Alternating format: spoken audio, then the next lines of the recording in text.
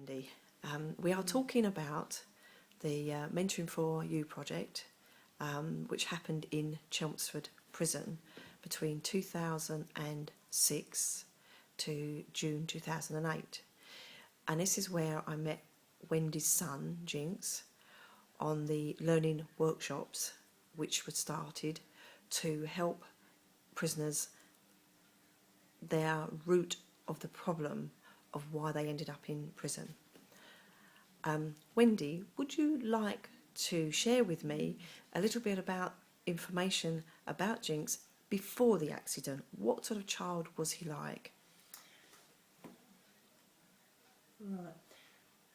John was a lovely little boy, well behaved, very bright, did what he was told, enjoyed life immensely. He was in the drum and trumpet corps for a while, playing his trumpet, and he was very good at that. He played football. He did all the usual things that children do, and he was a lovely child. I mean, I had a little girl, and he was better behaved than her. But then, after the head injury, a whole new world started. How old was he when he had the head injury? I think he was about 11, maybe a little bit earlier, 10, but around 10 or 11. May I ask how the accident happened? Yes, he was playing with his our two dogs, and we lived in a pub at the time, and we had very long corridors, so it was a perfect place to play cricket and chase the dogs. And this particular day he was chasing the dogs down the corridor, and as he got to the end of the corridor he was running too fast, couldn't stop, and went straight into a wall which underneath was solid brick. And then we ended up at the hospital, where they weren't able to treat him. They found eventually, after taking him back, that he'd got a fractured skull, but there was nothing they could do. They said that his behaviour wouldn't change, that he'd be the same, and that's why I'd taken him back, because his behaviour was so bad. He was leaping all over furniture, shouting and hollering, and he was just demented. Okay. Could you tell me then, when was the first time he actually went into prison? Yeah, he was in trouble with the police on and off for quite some time, where he was cautioned and threatened with going to court. For the first few years, when he did go to court, he used to be able to play his sweet self, and he seemed to get away with everything, but eventually it caught up with him, which obviously it would do.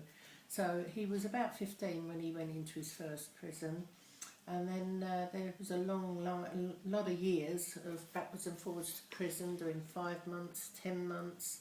He did one at 4.5 years for violence, at getting in a fight, stealing cars. And over the years I have visited I did actually count the other night, 21 prisons that he's actually been to, that I've visited. There have been a couple where we couldn't get there, all for various things. So how many times do you think he's actually been in prison? Well, he's been in some prisons over 3 times. Local prison, Chelmsford, been in there many times, because that was where he used to go to be assessed before they moved him on to another prison. He was in Wolverhampton, went to, I think it was Latchmere House, High Point, Hollesley Bay, and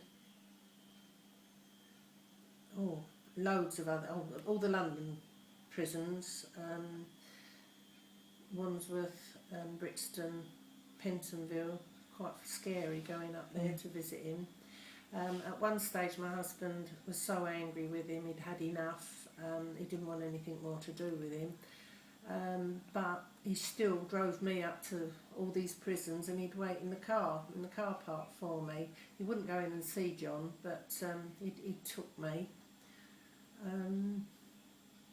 Yeah, it was quite a drain. It's quite upsetting for a mother that's never been in trouble to be frisked and have dogs sniff round you to check for drugs and things. Yeah, it was quite upsetting.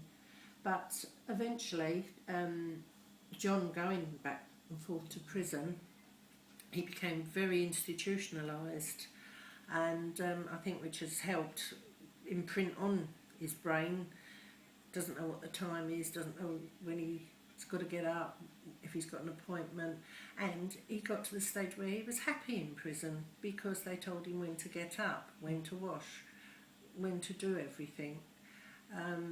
So Do you think that he told the officers that he had brain injury? yeah, What do you think? he used to tell everybody about his brain, his head injury, and that he'd got brain damage. All authorities, whenever he was in trouble in prison, he would tell them, "Well, I can't help it. It's my, my brain damage," which he'd convinced himself that, that it was all down to that. But no, that's not quite right. All right. So do you think people they didn't believe him then? They didn't when he said brain injury. They didn't believe him. Nobody wanted to know. It was easy to say, "Oh, ignore him. That's jinxy. He's got brain damage. We don't take any notice, or just put him down the block." I mean, he spent more time, I think, down the block than anywhere else. And I think because of that, although we had no proof that he got brain damage because no authority would tell us, he convinced himself that he'd got it. Yeah. That's what I was trying to say, I think. But really, he was right. He had got brain damage. But with going to all these different prisons over the years and all the problems we had, we never knew. I mean, when he was in prison, that's when I was at my happiest because I knew where he was and he was pretty safe. I met Jinx in Chelmsford in May 2008. But you didn't know that at the time, did you? No, I never knew that he'd met Jackie. Not until after he came out. In fact, I hadn't even gone to visit him because over the years he said, "Like, don't even bother to come and see me. I'm fine there. Leave me." And so I didn't go. Plus, I do spend a lot of time abroad now. But he. When he did come out, he said to me, "Oh," he said, "I'm going to see a lady." I thought he'd got a young lady that he was going to start going out with, but he said, "I've got a lady that I knew her when I was in prison, and she's going to try and help me and others, and I can see where she's coming from, and I think she's doing a brilliant job."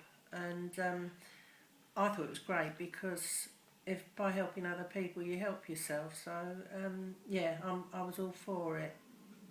So can you tell me now, what is his life now? Has he gone back in prison since working with mentoring for you?